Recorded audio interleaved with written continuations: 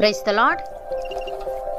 ఈరోజు దేవుని వాగ్దానము, నీకు ఉపదేశము చేసేదను, నీవు నడవవలసిన మార్గమును నీకు బోధించేదను, నీ మీద దృష్టి ఉంచి నీకు ఆలోచన చెప్పేదను. కీర్తనల గ్రంథము 32వ అధ్యాయము 8వ వచనము. సహోదరి సహోదరులారా, దేవుడు తన పిల్లలకు ఇచ్చే ఒక అద్భుతమైన వాగ్దానం ఇది. దేవుని మార్గదర్శకత్వం, జ్ఞానం మరియు ప్రేమపూర్వకమైన శ్రద్ధ గురించి ఇది తెలియజేస్తుంది. ఈ వచనాన్ని 3 భాగాలుగా చూడవచ్చు. 1, నీకు ఉపదేశము చేసేదను. 2, నీవు నడవవలసిన మార్గమును నీకు బోధించేదను. 3, నీ మీద దృష్టి ఉంచి నీకు ఆలోచన చెప్పేదను. మొదటిగా, ఉపదేశము చేయడం అంటే కేవలం సమాచారం ఇవ్వడం కాదు. అది మన ఆలోచన విధానాన్ని సరిచేయడం, మనకు తెలియని విషయాలను, జీవిత రహస్యాలను దేవుడు మనకు బయలుపరచడం. ఉదాహరణకు, పేతురు నిష్ణాతుడైన జాలరి. రాత్రంతా కష్టపడినా ఒక్క చేప కూడా పడలేదు. ఉదయం యేసయ్య వచ్చి వల వేయమన్నాడు. అందుకు పేతురు, బోధకుడా, రాత్రంతా మేము ప్రయాసపడ్డాము, మాకేమీ దొరకలేదు అని చెప్పాడు. సాధారణంగా చేపలు రాత్రిపూట దొరుకుతాయి. రాత్రే దొరకనప్పుడు పగలు ఎలా దొరుకుతాయనేది పేతురు లాజిక్. అయితే యేసయ్య ధోనిను లోతునకు నడిపించి వలలు వేయమన్నాడు. పేతురు తన లాజిక్ పక్కన పెట్టి యేసయ్య మాటకు లోబడ్డాడు. ఫలితంగా వలలు పిగిలిపోయేంత విస్తారమైన చేపలు పడ్డాయి. ప్రియులారా, మన ఉద్యోగంలో లేదా వ్యాపారంలో మనకు ఎంత అనుభవం ఉన్నా దేవుడు ఇచ్చే చిన్న సలహా మన శ్రమను పూర్తిగా తొలగిస్తుంది. కొన్నిసార్లు దేవుని ఉపదేశం మనకు నచ్చకపోవచ్చు లేదా చాలా సింపుల్గా అనిపించవచ్చు. కానీ విధేయత చూపిస్తేనే పరిష్కారం దొరుకుతుంది. 2వదిగా, నీవు నడవవలసిన మార్గమును నీకు బోధించేదను అని అన్నాడు. ఇక్కడ మనం నడవవలసిన మార్గాన్ని మనకు బోధించడం అంటే మనకు కనబడని ప్రమాదాలను తప్పించి మనకు మేలు కలిగే దారిలో సరైన సమయంలో నడిపించడం. మనం చేయాల్సిందల్లా మనల్ని మనం ఆయన చేతికి అప్పగించుకోవడం. ఉదాహరణకు, ఇజ్రాయేలు ప్రజలు ఐగుప్తు నుండి బయటకు వచ్చారు. చుట్టూ ఎడారి, వారికి మ్యాప్ లేదు, ఎటు వెళ్ళాలో తెలియదు.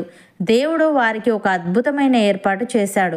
పగలు మేఘస్తంభంగాను, రాత్రి అగ్నిస్తంభంగాను ఉండి వారికి దారి చూపించాడు. ఆ మేఘం ఎప్పుడు కదిలితే ప్రజలు అప్పుడు కదిలేవారు. ఆ మేఘం ఎక్కడ ఆగితే ప్రజలు అక్కడే ఆగేవారు. వాళ్ళు షార్ట్కట్ వెతుక్కోలేదు, కేవలం ఆ స్తంభాన్ని అనుసరించారు. ప్రియులారా, మనం కూడా మన జీవిత ప్రయాణంలో సొంత ప్లాన్స్ వేసుకోకుండా దేవుడు నడిపించినట్లే ముందుకు సాగాలి.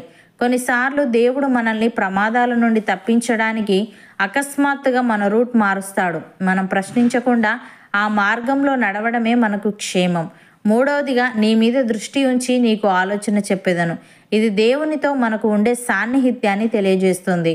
ఇది కేవలం దారి చూపించడం మాత్రమే కాదు, మన ప్రయాణంలో తోడుగా ఉండటం.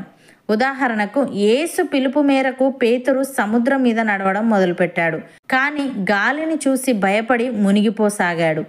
దేవుని దృష్టి పేతురు పడవలో నుండి దిగినప్పటి నుండి అతని మీదే ఉంది. పేతురు విశ్వాసం కోల్పోయినప్పుడు యేసు ముఖం తిప్పుకోలేదు. పేతురు, ప్రభువా, నన్ను రక్షించు అని అరవగానే యేసు ఎక్కడో ఒడ్డున ఉండి సలహా ఇవ్వలేదు. వెంటనే చేయి చాపి అతన్ని పట్టుకున్నాడు. అంటే దేవుడు మనల్ని కష్టమైన మార్గంలో నడవమన్నప్పుడు ఆయన మన పక్కనే ఉంటాడు. మనం జారిపడేటప్పుడు పట్టుకోవడానికి ఆయన చెయ్యి సిద్ధంగా ఉంటుంది. ఇదే దృష్టి ఉంచి కాపాడటం అంటే.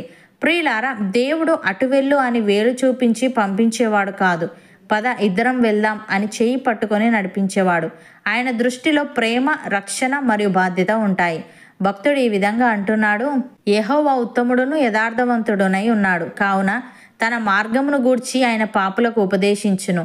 న్యాయ విధులను బట్టి ఆయన దీనులను నడిపించును. తన మార్గమును దీనులకు నేర్పును. ఆయన చేసిన నిబంధనను, ఆయన నియమించిన శాసనములను గైకొను వారి విషయములో యెహోవా త్రోవలన్నీయు కృపాసత్యమయములై ఉన్నవి అని. సహోదరి సహోదరులారా, పరిశుద్ధమును దేవునికి అనుకూలమునైన సజీవ యాగముగా మీ శరీరములను ఆయనకు సమర్పించుకొనుడని దేవుని వాత్సల్యమును బట్టి మిమ్మను బతిమాలు కొనుచున్నాను. ఇటు సేవ మీకు యుక్తమైనది.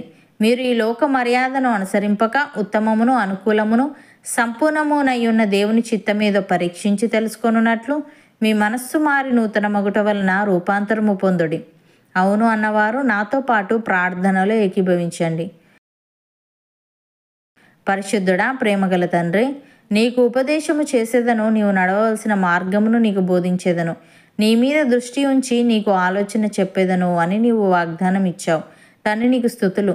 దేవా, కొన్నిసార్లు నీ ఉపదేశం మాకు నచ్చకపోవచ్చు, లేదా చాలా సింపుల్గా అనిపించవచ్చు. కానీ విధేయత చూపిస్తేనే మాకు పరిష్కారం దొరుకుతుంది కనుక మేము మారు మాట పలకకుండా నీ ఉపదేశానికి లోబడే వారంగా ఉండుటకు సహాయము దయచేయమని, పరిశుద్ధమును నీకు అనుకూలమునైన సజీవ యాగముగా మా శరీరములను నీకు సమర్పించుకొని ఉత్తమమును అనుకూలమును సంపూర్ణమునయున్న నీ చిత్తమేదో పరీక్షించి తెలుసుకొనున్నట్లు మా మనస్సు మారి నూతన మొగట వలన రూపాంతరము పొందుకొనుటకు కృపచూపమని నీవు తోడుగా ఉండి నీ దృష్టి మా మీద ఉంచి మాలో ప్రతి ఒక్కరికి నీవే ఆలోచన దయచేయమని యేసుక్రీస్తు నామమున ప్రార్థిస్తున్నాము తండ్రి.